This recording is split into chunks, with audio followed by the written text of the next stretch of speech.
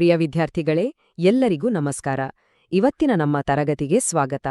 ಇಂದು ನಾವು ಭಾರತದ ಇತಿಹಾಸದಲ್ಲಿ ಒಂದು ಅತ್ಯಂತ ವೈಭವಯುತವಾದ ಹಾಗೆ ಪರೀಕ್ಷಾ ದೃಷ್ಟಿಯಿಂದ ಬಹಳ ಮುಖ್ಯವಾದ ಅಧ್ಯಾಯವನ್ನ ಚರ್ಚೆ ಮಾಡಲಿದ್ದೇವೆ.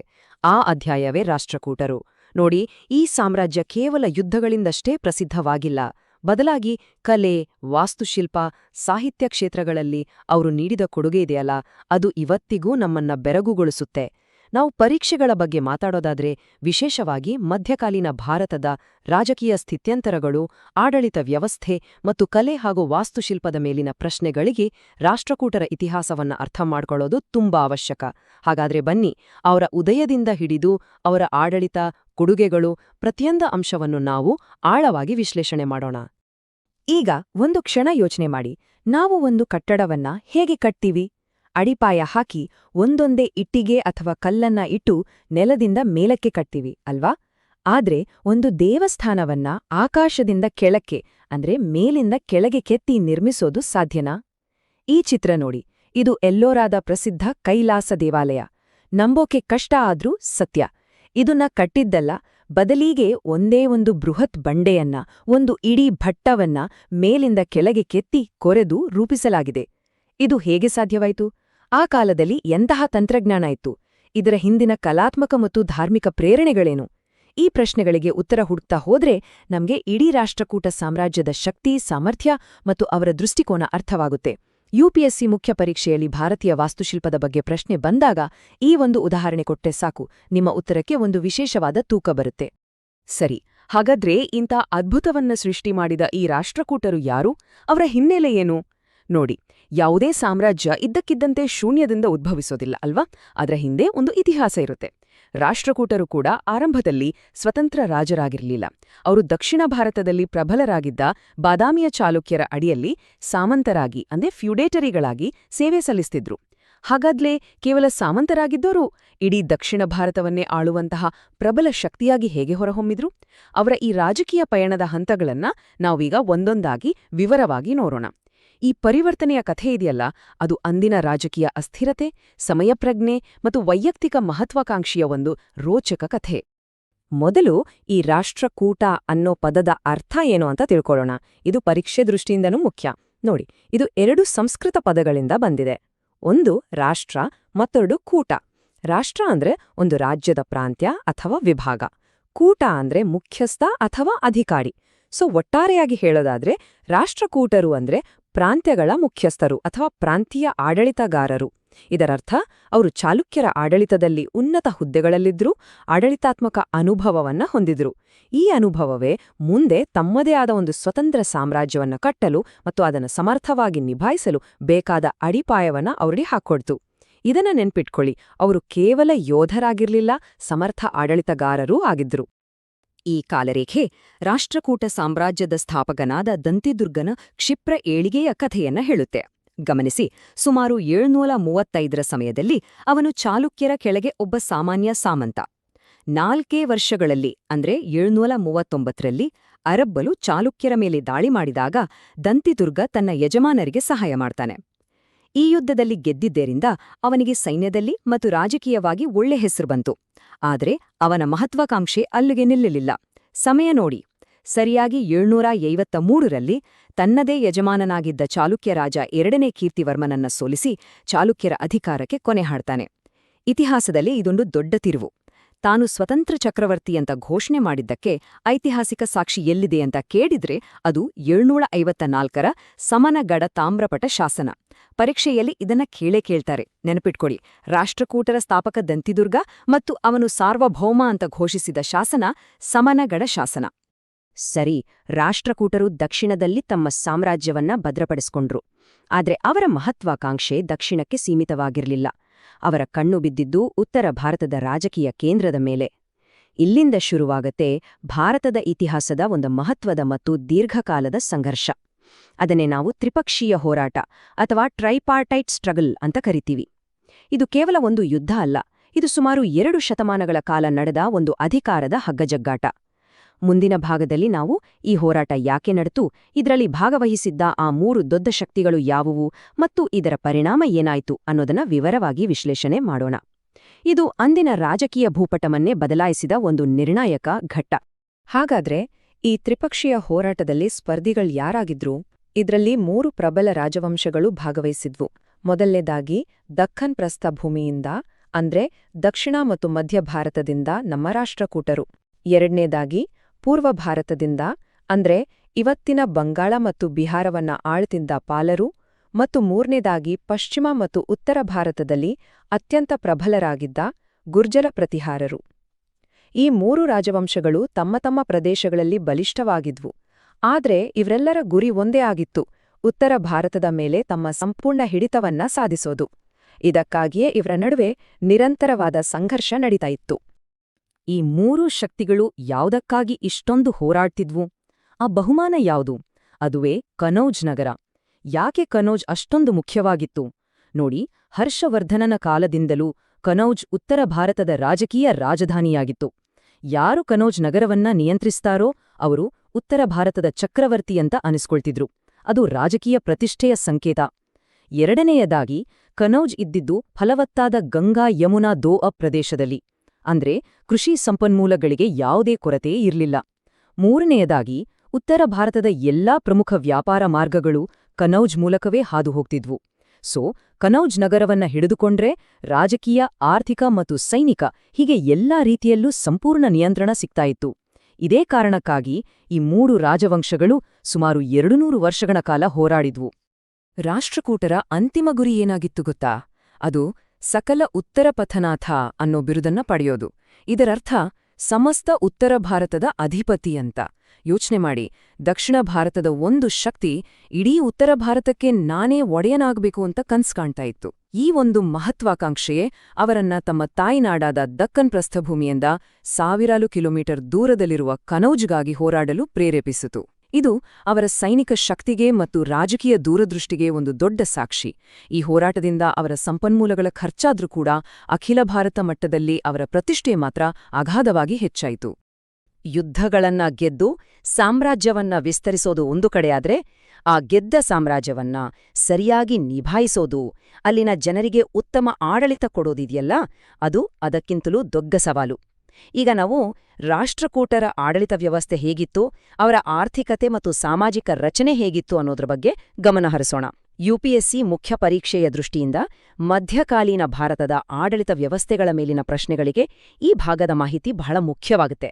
ರಾಷ್ಟ್ರಕೂಟರು ತಮ್ಮ ವಿಶಾಲ ಸಾಮ್ರಾಜ್ಯವನ್ನ ಹೇಗೆ ಅಚ್ಚುಕಟ್ಟಾಗಿ ಸಂಘಟಿತವಾಗಿಟ್ಟಿದ್ರು ಅಂತ ಅರ್ಥ ಮಾಡ್ಕೊಳ್ಳೋಣ.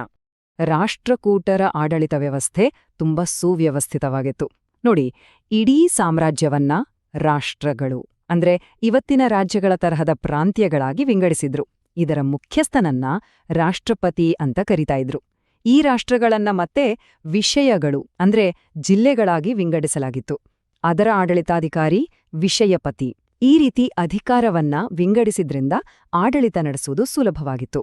ರಾಜನೇ ಸರ್ವೋಚ್ಚ ಅಧಿಕಾರಿಯಾಗಿದ್ರೂ ಅವನಿಗೆ ಸಲಹೆ ನೀಡಲು ಮುಖ್ಯಮಂತ್ರಿ ಮತ್ತು ಮಂತ್ರಿಮಂಡಲ ಇತ್ತು. ಒಂದು ಇಂಟ್ರೆಸ್ಟಿಂಗ್ ವಿಷಯ ಅಂದ್ರೆ, ಮಂತ್ರಿಗಳು ಸೈನಿಕ ತರಬೇತಿಯನ್ನ ಕಡ್ಡಾಯವಾಗಿ ಪಡೆದಿರ್ಬೇಕಿತ್ತು. ಅಂದ್ರೆ ಅವರು ಆಡಳಿತಗಾರರು ಮಾತ್ರವಲ್ಲ, ಯೋಧರೂ ಆಗಿರ್ಬೇಕಿತ್ತು. ಇನ್ನು ಆ ಕಾಲದಲ್ಲೇ ಮಹಿಳೆಯರು ಉನ್ನತ ಆಡಳಿತಾತ್ಮಕ ಹುದ್ದೆಗಳಲ್ಲಿದ್ರು ಅನ್ನೋದು ಬಹಳ ವಿಶೇಷ. ಉದಾಹರಣೆಗೆ, ಅಮೋಘವರ್ಷನ ಮಗಳು ರೇವಕನ್ನಿಮ್ಮಡಿ ಒಂದು ಇಡೀ ಪ್ರಾಂತ್ಯದ ಆಡಳಿತವನ್ನೇ ನೋಡ್ಕೊಳ್ತಿದ್ಲು. ಇದು ಅವರ ಸಮಾಜದ ಪ್ರಗತಿಪರ ದೃಷ್ಟಿಯನ್ನ ತೋರ್ಸುತ್ತೆ. ಯಾವುದೇ ಸಾಮ್ರಾಜ್ಯದ ಬಲ ನಿಂತಿರುವುದು ಅದರ ಆರ್ಥಿಕತೆಯ ಮೇಲೆ ಅಲ್ವಾ? ರಾಷ್ಟ್ರಕೂಟರ ಆರ್ಥಿಕತೆಯ ಬೆನ್ನೆಲುಬು ಯಾವುದು ಅಂತ ಕೇಳಿದ್ರೆ ಅದು ಅವರ ಸಮುದ್ರ ವ್ಯಾಪಾರ. ಅವರು ಭಾರತದ ಪಶ್ಚಿಮ ಕರಾವಳಿಯ ಮೇಲೆ ಸಂಪೂರ್ಣ ಹಿಡಿತ ಸಾಧಿಸಿದ್ರು. ಇದರಿಂದಾಗಿ ಅರಬ್ ದೇಶಗಳ ಜೊತೆಗಿನ ವ್ಯಾಪಾರ ಅವರ ಕೈಯಲ್ಲಿತ್ತು. ಅವರು ನಮ್ಮ ದೇಶದ ಹತ್ತಿ, ರೇಷ್ಮೆ, ಸಾಂಬಾರ ಪದಾರ್ಥಗಳಂತಹ ವಸ್ತುಗಳನ್ನು ರಫ್ತು ಮಾಡಿ ಪ್ರತಿಯಾಗಿ ಮುತ್ತು, ಖರ್ಜೂರ, ಚಿನ್ನವನ್ನ ಆಮದು ಮಾಡಿಕೊಳ್ಳುತ್ತಿದ್ರು. ಆದರೆ ಎಲ್ಲಕ್ಕಿಂತ ಮುಖ್ಯವಾದ ಆಮದು ಅಂದ್ರೆ ಶ್ರೇಷ್ಠ ತಳಿಯ ಅರೇಬಿಯನ್ ಕುದುರೆಗಳು. ಆ ಕಾಲದಲ್ಲಿ ಯುದ್ಧ ಗೆಲ್ಬೇಕಾದ್ರೆ ಬಲಿಷ್ಠವಾದ ಅಶ್ವದಳ ಇರಲೇಬೇಕಿತ್ತು. ಈ ವ್ಯಾಪಾರದಿಂದ ಬಂದ ಅಪಾರ ಸಂಪತ್ತು ಅವರ ಸೈನ್ಯವನ್ನ ಬಲಪಡಿಸಲು ಮತ್ತು ಎಲ್ಲೋರಾದಂತಹ ಭವ್ಯ ದೇವಾಲಯಗಳನ್ನು ನಿರ್ಮಿಸಲು ಸಹಾಯ ಮಾಡಿತು. ಅವರ ಆರ್ಥಿಕ ಸಮೃದ್ಧಿಗೆ ಈ ನಾಣ್ಯಗಳೇ ಜೀವಂತ ಸಾಕ್ಷಿ. ನೋಡಿ, ರಾಷ್ಟ್ರಕೂಟರ ಕಾಲದಲ್ಲಿ ವೈವಿಧ್ಯಮಯವಾದ ನಾಣ್ಯ ಪದ್ಧತಿ ಚಾಲ್ತಿಯಲ್ಲಿತ್ತು. ಅವರು ಸುವರ್ಣ, ಕಳಂಜು, ಗದ್ಯಾನಕದಂತಹ ಬೇರೆ ಬೇರೆ ತೂಕದ ಚಿನ್ನದ ನಾಣ್ಯಗಳನ್ನ ಚಲಾವಣೆಗೆ ತಂದಿದ್ರು.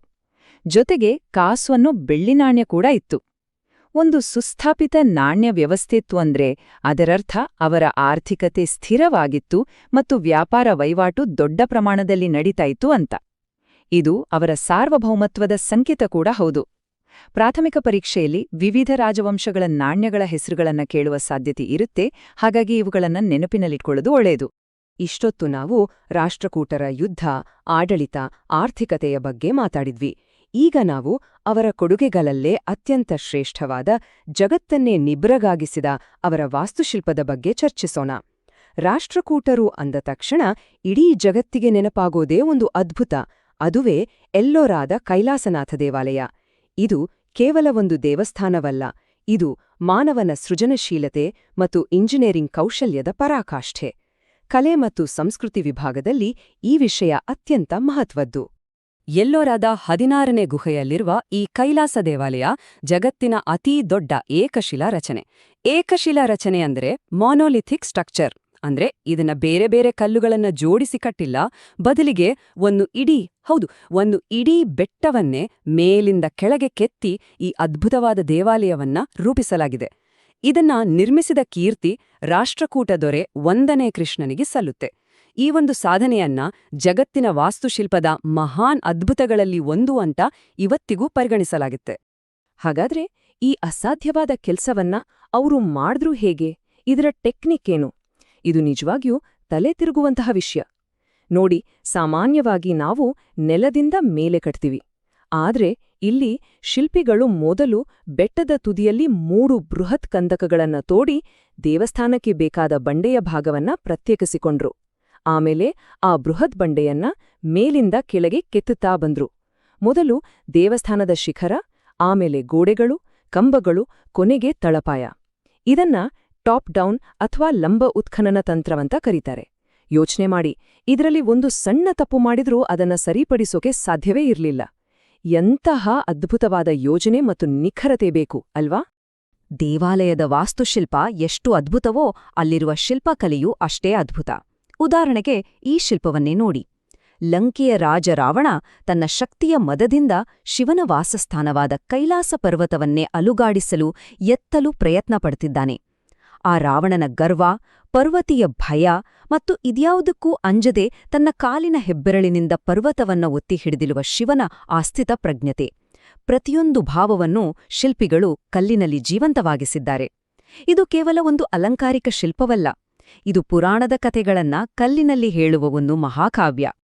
ರಾಷ್ಟ್ರಕೂಟರ ಪರಂಪರೆ ಕೇವಲ ಕಲ್ಲಿನ ಕೆತ್ತನೆಗೆ ಸೀಮಿತವಾಗಿಲ್ಲ. ಅವರ ಕಥೆ ಕಲ್ಲಿನಲ್ಲಿ ಎಷ್ಟು ಗಟ್ಟಿಯಾಗಿದೆಯೋ ಕಾವ್ಯದಲ್ಲೂ ಅಷ್ಟೇ ಮಧುರವಾಗಿದೆ. ಅವರು ಸಾಹಿತ್ಯ ಮತ್ತು ಧರ್ಮಕ್ಷೇತ್ರಗಳಿಗೂ ಅಪಾರವಾದ ಕೊಡುಗೆಯನ್ನ ನೀಡಿದ್ದಾರೆ. ಅವರ ಸಾಮ್ರಾಜ್ಯದಲ್ಲಿ ಬೇರೆ ಬೇರೆ ಧರ್ಮದ ಜನರು ಹೇಗೆ ಸಾಮರಸ್ಯದಿಂದ ಬದುಕ್ತಿದ್ರು ಮತ್ತು ಅದು ಅವರ ಸಾಮ್ರಾಜ್ಯದ ಸ್ಥಿರತೆಗೆ ಹೇಗೆ ಕಾರಣವಾಯಿತೋ ಅನ್ನೋದನ್ನ ನಾವೀಗ ನೋಡೋಣ. ಒಂದು ಗొప్ప ಸಾಮ್ರಾಜ್ಯವನ್ನು ಕೇವಲ ಸೈನಿಕ ಶಕ್ತಿಯಿಂದ ಅಳೆಯಲಾಗುವುದಿಲ್ಲ, ಅದರ ಸಾಂಸ್ಕೃತಿಕ ಶ್ರೀಮಂತಿಕೆಯಿಂದಲೂ ಅಳೆಯಬೇಕು. ಕನ್ನಡ ಸಾಹಿತ್ಯದ ಇತಿಹಾಸದಲ್ಲಿ ರಾಷ್ಟ್ರಕೂಟರ ಕಾಲವನ್ನ ಒಂದು ಸುವರ್ಣಯುಗ ಅಂತಲೇ ಕರೆಯಬಹುದು. ಅದಕ್ಕೆ ಅಡಿಪಾಯ ಹಾಕಿದ ಕೃತಿಯೇ ಕವಿರಾಜಮಾರ್ಗ. ಕ್ರಿಸ್ತಶಕ 850ರಲ್ಲಿ ರಚನೆಯಾದ ಈ ಕೃತಿ ಕನ್ನಡದಲ್ಲಿ ನಮಗೆ ಸಿಕ್ಕಿರೋ ಅತ್ಯಂತ ಹಳೆಯ ಅಲಂಕಾರ ಶಾಸ್ತ್ರಗ್ರಂಥ. ಅಂದ್ರೆ ಕಾವ್ಯವನ್ನ ಹೇಗೆ ಬರೆಯಬೇಕು ಅಂತ ಹೇಳೋ ಗ್ರಂಥ. ಇದರ ವಿಶೇಷತೆ ಏನ್ಗೊತ್ತಾ? ಇದನ್ನ ಬರ್ದಿದ್ದು ಬೇರೆ ಯಾವ ಕವಿಯೂ ಅಲ್ಲ, ಸ್ವತಃ ರಾಷ್ಟ್ರಕೂಟ ಚಕ್ರವರ್ತಿ 1ನೇ ಅಮೋಘ ವರ್ಷ ನೃಪತುಂಗ. ಯೋಚಿಸಿ, ಒಬ್ಬ ಚಕ್ರವರ್ತಿ ಒಬ್ಬ ಮಹಾನ್ ವಿದ್ವಾಂಸನೂ ಆಗಿದ್ದ. ಇದು ರಾಷ್ಟ್ರಕೂಟ ಅರಸರು ಕೇವಲ ಯುದ್ಧವೀರರಲ್ಲ, ಕಲಾಪೋಷಕರೂ ಆಗಿದ್ರು ಅನ್ನೋದಕ್ಕೆ ಅತ್ಯುತ್ತಮ ಸಾಕ್ಷಿ. ಕೆಪಿಎಸ್ಸಿ ಪರೀಕ್ಷೆಗಳಲ್ಲಿ ಕನ್ನಡ ಸಾಹಿತ್ಯದ ಕುರಿತ ಪ್ರಶ್ನೆಗಳಿಗೆ ಇದು ಬಹಳ ಮುಖ್ಯವಾದ ಮಾಹಿತಿ. ಅಮೋಘ ವರ್ಷ ಆರಂಭಿಸಿದ ಆ ಸಾಹಿತ್ಯದ ಪರಂಪರೆ ಅವನ ನಂತರವೂ ಮುಂದುವರೆಯಿತು. ರಾಷ್ಟ್ರಕೂಟರ ಆಶ್ರಯದಲ್ಲೇ ಕನ್ನಡ ಸಾಹಿತ್ಯ ಉತ್ತುಂಗಕ್ಕೆ ಏರಿತು. ಇದೇ ಕಾಲದಲ್ಲಿ ನಮಗೆ ಕನ್ನಡದ ರತ್ನತ್ರಯರು ಅಥವಾ 3 ರತ್ನಗಳು ಸಿಕ್ಕಿದ್ದು. ಅವರೇ ಪಂಪ, ಪೊನ್ನ ಮತ್ತು ರನ್ನ. ಆದಿಕವಿ ಪಂಪ ವಿಕ್ರಮಾರ್ಜುನ ವಿಜಯವನ್ನ ಬರೆದರೆ, ಪೊನ್ನ ಶಾಂತಿಪುರಾಣವನ್ನ ರಚಿಸಿದ, ರನ್ನ ಗದಾಯುದ್ಧವನ್ನ ಬರೆದ. ಈ ಮಹಾಕವಿಗಳು ಮತ್ತು ಅವರ ಕೃತಿಗಳು ಕನ್ನಡ ಸಾಹಿತ್ಯಕ್ಕೆ ಒಂದು ಶ್ರೇಷ್ಠ ಪರಂಪರೆಯನ್ನೇ ನೀಡಿದವು. ಒಂದು ಸಾಮ್ರಾಜ್ಯ ಇಷ್ಟು ದೊಡ್ಡದಾಗಿ ಇಷ್ಟು ದೀರ್ಘಕಾಲ ಆಳ್ವಿಕೆ ನಡೆಸಬೇಕಾದ್ರೆ ಅಲ್ಲಿನ ಜನ ಶಾಂತಿ ಮತ್ತು ಸಾಮರಸ್ಯದಿಂದ ಇರಬೇಕು. ರಾಷ್ಟ್ರಕೂಟರಿಗೆ ಈ ಸತ್ಯ ಚೆನ್ನಾಗಿ ಗೊತ್ತಿತ್ತು. ಅದಕ್ಕಾಗಿಯೇ ಅವರು ಧಾರ್ಮಿಕ ಸಹಿಷ್ಣುತೆಯ ನೀತಿಯನ್ನ ಪಾಲಿಸಿದ್ರು. ಅವರ ಸಾಮ್ರಾಜ್ಯದಲ್ಲಿ ಶೈವ, ವೈಷ್ಣವ, ಜೈನ ಮತ್ತು ಬೌದ್ಧ ಧರ್ಮಗಳು ಯಾವುದೇ ಸಂಘರ್ಷವಿಲ್ಲದೆ ಒಟ್ಟಿಗೆ ಸಹಬಾಳ್ವೆ ನಡೆಸ್ತಿದ್ವು. ಇದಕ್ಕೆ ಎಲ್ಲೋರಾದ ಗುಹೆಗಳೇ ಅತ್ಯುತ್ತಮ ಸಾಕ್ಷಿ. ಅಲ್ಲಿ ಹಿಂದೂ, ಬೌದ್ಧ ಮತ್ತು ಜೈನ ಗುಹೆಗಳು ಅಕ್ಕಪಕ್ಕದಲ್ಲೇ ಇವೆ. ಈ ನೀತಿಯು ಸಮಾಜದಲ್ಲಿ ಶಾಂತಿಯನ್ನ ಕಾಪಾಡಲು ಮತ್ತು ಸಾಮ್ರಾಜ್ಯವನ್ನ ಬಲಪಡಿಸಲು ಸಹಾಯ ಮಾಡಿತು. ಈ ಧಾರ್ಮಿಕ ಸಾಮರಸ್ಯಕ್ಕೆ ಅತ್ಯುತ್ತಮ ಉದಾಹರಣೆ ಅಂದ್ರೆ ಮತ್ತೊಮ್ಮೆ ಚಕ್ರವರ್ತಿ 1ನೇ ಅಮೋಘವರ್ಷಣೆ. ಅವರು ವೈಯಕ್ತಿಕವಾಗಿ ಜೈನ ಧರ್ಮದ ಕಟ್ಟ ಅನುಯಾಯಿಯಾಗಿದ್ರು, ತಮ್ಮ ಕೊನೆಯ ದಿನಗಳಲ್ಲಿ ಸಲ್ಲೇಖನ ವ್ರತವನ್ನು ಕೈಗೊಂಡ್ರು ಅಂತ ಹೇಳಲಾಗುತ್ತೆ. ಆದರೂ ಅವರು ಹಿಂದೂ ದೇವತೆಯಾದ ಲಕ್ಷ್ಮಿಯನ್ನ ಅಷ್ಟೇ ಶ್ರದ್ಧಾಭಕ್ತಿಯಿಂದ ಪೂಜಿಸ್ತಿದ್ರು.